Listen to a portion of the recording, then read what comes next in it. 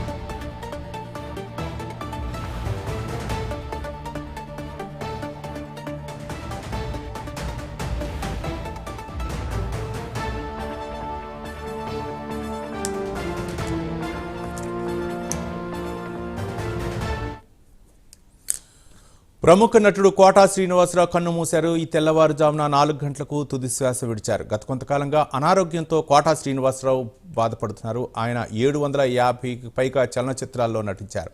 తీవ్ర దిగ్భ్రాంతి వ్యక్తం చేశారు సినీ ప్రముఖులు. దీనిపై మా ఫిలిం కరెస్పాండెంట్ మోహన్ మరిన్ని వివరాలు అందిస్తారు. మోహన్. రవి, తెలుగు చలనచిత్ర పరిశ్రమకు చెందినటువంటి సీనియర్ విలక్షణ నటుడు కోటా శ్రీనివాసరావు గారు ఈ రోజు ఉదయం అనారోగ్య పరిస్థితుల రీత్యా కన్ను మూశారు.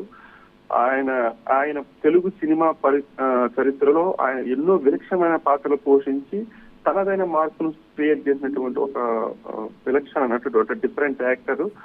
750కి పైగా చిత్రాల్లో ఒక విలన్ గా, సహాయ నటుడిగా, అంటే ఆయన యాక్ట్ చేస్తే అందులో ఆయన కోటా శ్రీనివాసరావు గారు కూడా ఆ పాత్రే కనపడుతుంది. అంత గొప్పగా నటించినటువంటి ఒక నటుడు.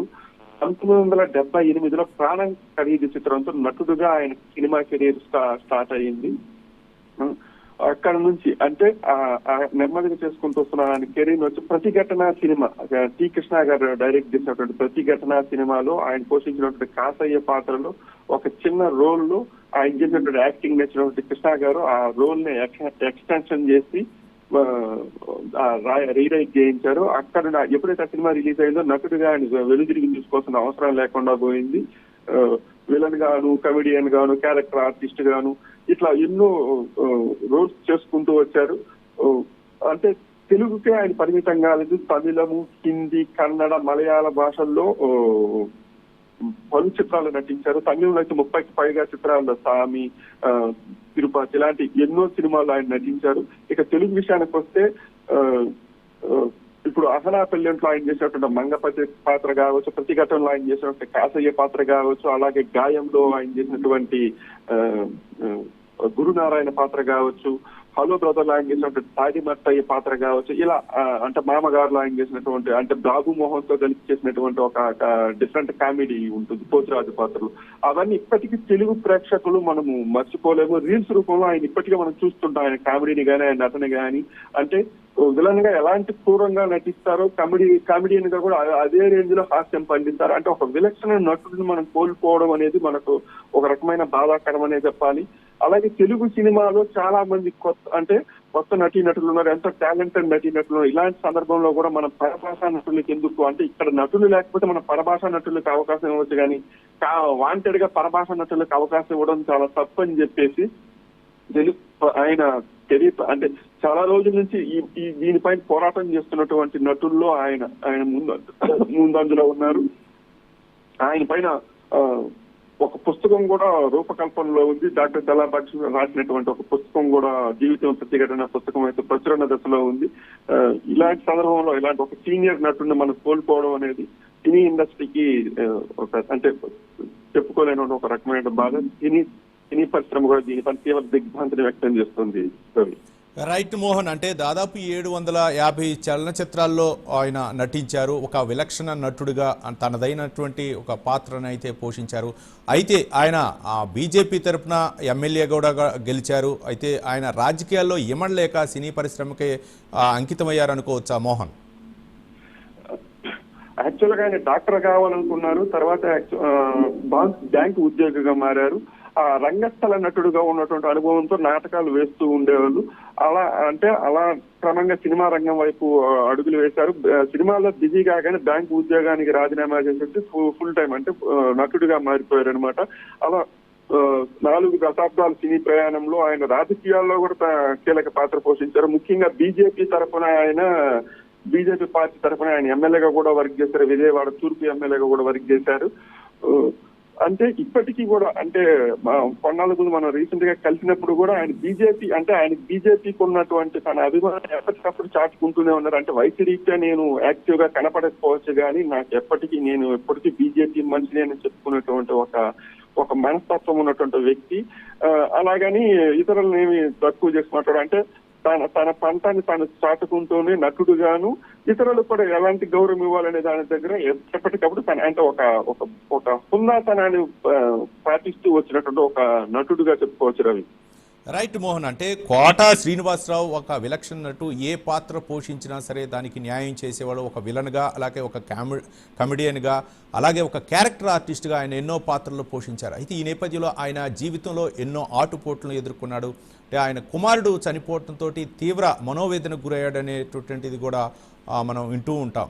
దీంతో ఆయన చాలా కుంగుబాటుకు లోనయ్యారు అని చెప్పి కూడా సినీ పరిశ్రమలో చాలా మంది చెప్తూ ఉంటారు. మోహన్. అవును రవి, యాక్చువల్ గా ఈయనకి భార్య, 2 కుమార్తెలు, 1 కుమారుడు ఉన్నారు. ఈయన కుమారుడు ఒక రోడ్డు ప్రమాదంలో చనిపోయారు. ఆయన కూడా నటుడే. ఇప్పుడు మనం గాయం 2 సినిమా చూసామంటే అందులో ఆయన కుమారుడు యాక్ట్ చేశాడు.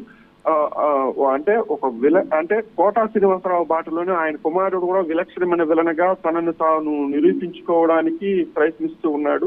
జేడి చక్రవర్తి, జగపతి బాబు ఇలాంటి నటులు మీ కుమారుడు మీ రేంజ్ లోనే ఎదుగుతాడండి, ఏం కాదు అతను గొప్ప నటుడు అవుతాడని చెప్పి వాళ్ళ కొడుకుకి సంబంధించి అంటే వాళ్ళు నటించే సినిమాలో వాళ్ళ కొడుకు కూడా పాటలు క్రియేట్ చేస్తూ వచ్చారు.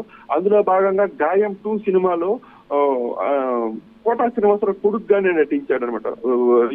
రియల్ కొడుకుగా నటించారు. ఆ గాయం 2 సినిమాలో వాళ్ళ కొడుకుని చంపేసి ఒక సీన్ ఉంటుంది. హీరో విలన్ కొడుకుని చంపేసి సీన్ ఉంటుంది. తీసుకొచ్చి విలన్ ముందు పడేసి వెళ్ళిపోతాడు. దాన్ని చూసి కోటా శ్రీనివాసరావు ఏడవాలన్నమాట. ఆ సీన్ చేసేటప్పుడు కోటా శ్రీనివాసరావు నిజంగా అంటే ఎన్నో వైవిధ్యమైన సినిమాలు చేసినటువంటి ఆయన ఆ సీన్ చేయడానికి చాలా ఫీల్ అయ్యాడు అనమాట. ఒక రకంగా అంటే బాధపడ్డాడు, మనసులో బాధపడేసి ఆ విషయాన్ని వెళ్ళి డైరెక్ట్ గా జగపతి బాబు గారికి చెప్పారనమాట. సార్ నేను ఈ సీన్ లో నటించలేను, మా అబ్బాయిని అంటే అలా చూస్తే నాకు చాలా ఇబ్బందిగా ఉందండి, నేను చూడలేను, ఏమనుకోకుండా నేను అంటే ఇంకేదైనా మేనేజ్మెంట్ చేయగలుగుతారా అని చెప్పి అడిగితే జగపతి బాబు గారు అంటే కోటా శ్రీనివాసరావు గారి పరిస్థితిని అర్థం చేసుకున్నారు. ఎందుకంటే ఆయన చేయనటువంటి పాత్ర లేదు, ఆయనకి పెద్ద అంటే అలాంటి సీన్లు చేయడం ఆయనకి కొట్టిన పిండి. అలాంటి ఒక నటుడు వచ్చి ఇలా రిక్వెస్ట్ చేస్తున్నాడంటే మానసికంగా ఆయన ఎంత సంఘర్షణకు లోనయ్యాడో తెలుసుకునేసి ఆ సీన్ లో ఒక డూప్ యాక్టర్ ని పెట్టి యాక్ట్ చేసినటువంటి ఇది ఉంది. అయితే బాధాకరమైన విషయం ఏమంటే ఈ సినిమా తర్వాత నిజంగానే ఒక రోడ్డు ప్రమాదంలో మెహదీపట్నం దగ్గర జరిగినటువంటి ఒక రోడ్డు ప్రమాదంలో కోటా శ్రీనివాసరావు గారు కొడుకు చనిపోయారు. ఆ బాధ నుంచి ఆయన చాలా చేరుకోలేదు.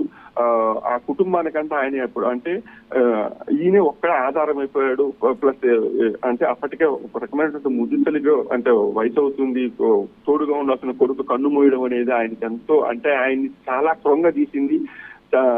అయితే సినిమా పరిశ్రమలో ఉన్నటువంటి ప్రముఖులు కానీ ఆ సినిమాలతో ఆయన కాస్త అంటే ఈ బాధను కాస్త తగ్గించుకుంటూ ట్రావెల్ చేయడం వల్ల కాస్త ఉపశమనం పొందారే కానీ ఎప్పటికప్పుడు ఆయన కలిసినప్పుడంతా ఆయన కుమారుడిని వాళ్ళని తలుచుకునేసి ఆ బాధను వ్యక్తం చేస్తూనే ఉండేవారు Ravi. Right, thank you Mohan.